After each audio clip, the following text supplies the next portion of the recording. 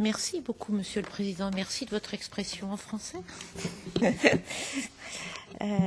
J'aime beaucoup défendre ma langue. Et pas par concurrence avec l'anglais, je précise. Je pense que tout un chacun a droit au respect de sa langue et malheureusement, on régresse dans cette maison. Oui, j'étais dans la mission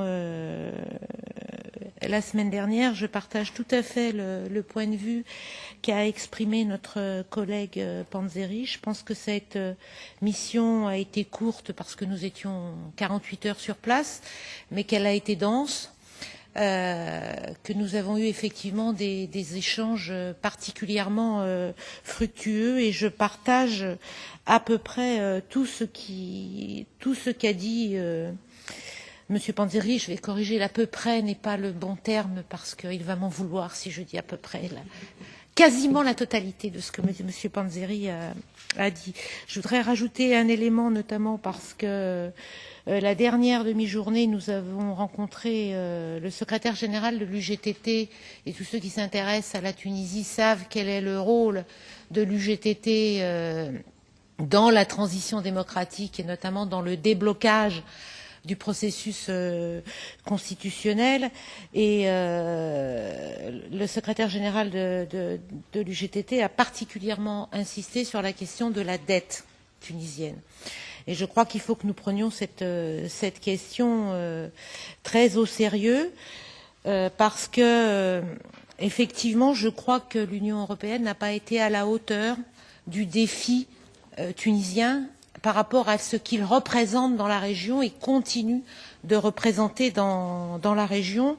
Et je vais me permettre un parallèle qui sera peut-être osé pour certains, mais quand je vois la façon dont les aides affluent sur l'Ukraine et la façon dont elles n'affluent pas sur la Tunisie, alors que les besoins en Tunisie sont bien inférieurs à ceux que l'Ukraine et que en Tunisie, on est assuré d'avoir un processus démocratique qui est en cours, alors qu'en Ukraine, on peut avoir quelques doutes, y compris sur l'état de corruption dans le pays.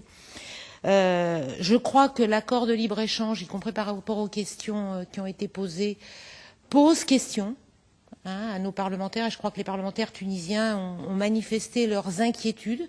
Donc je crois qu'il faut savoir entendre ces inquiétudes et pouvoir apporter des réponses en la matière.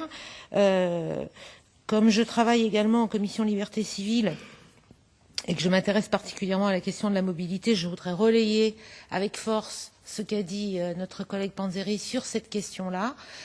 Dans les signes et les symboles que nous devons faire passer à la Tunisie, il y a effectivement le fait que ce partenariat de mobilité soit un vrai partenariat et ne soit pas univoque, unilatéral. Pour le moment, tout ce qui nous a été dit, c'est que pour les Tunisiens, il est univoque et unilatéral, et les Tunisiens ne voient pas ce qui arrive pour eux dans le cadre de ce partenariat mobilité.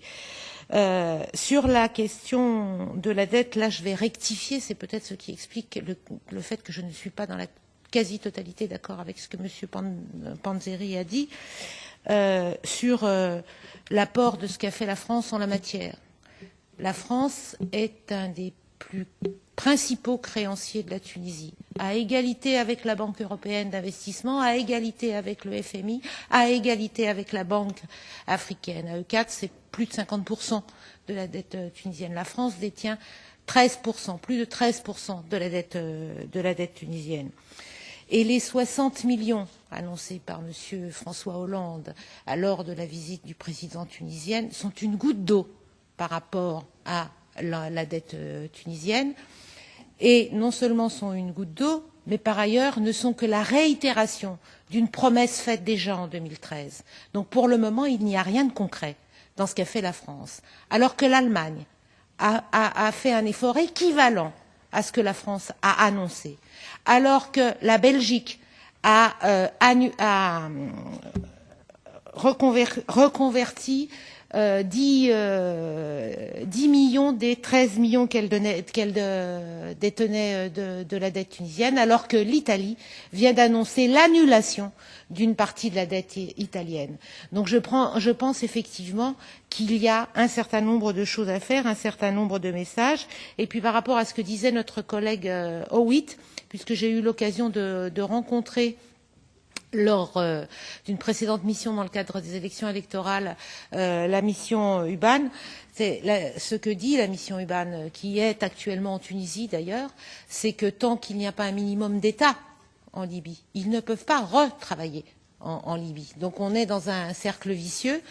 Je ne sais pas quelle solution on peut trouver, mais c'est effectivement un sujet, parce que la question libyenne pèse bien évidemment lourdement sur la question tunisienne.